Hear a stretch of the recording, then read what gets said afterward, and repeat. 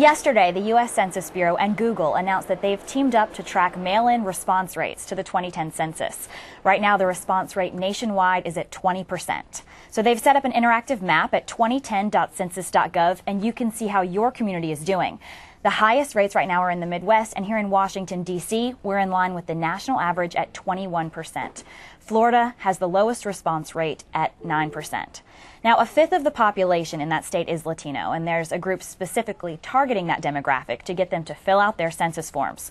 Rosario Dawson co-founded Voto Latino in 2005. I spoke with her last night at the organization's 5th anniversary event to talk about the importance of getting Latinos counted. What hesitations are you finding Latinos having in filling out these forms? Well, I think, in general, whether there's a legal status issue or not, a lot of people just don't feel very comfortable and feeling like safe with the government. Even though people have to give their name and all their information, you're not giving out your social security number, you're not giving out your legal status. There is no questions whatsoever about your legal status. Whether you don't have to be a citizen to fill out the census. You have to be a resident. We were very serious about our approach rather than just do a sort of like pro-census, like, yay, green beaches, clean beaches for all kind of thing.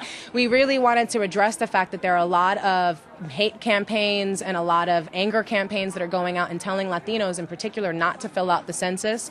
And we understand that with, Latinos being the largest minority as of March 2003, there's 50,000 Latinos who turn 18 every month. You have 1 in 4 kids that are born being Latino. The demographic and where this country is going is going to have a very strong Latino population. And if they're not counting their numbers, only in 1980 were they even counted as a separate demographic on the census form.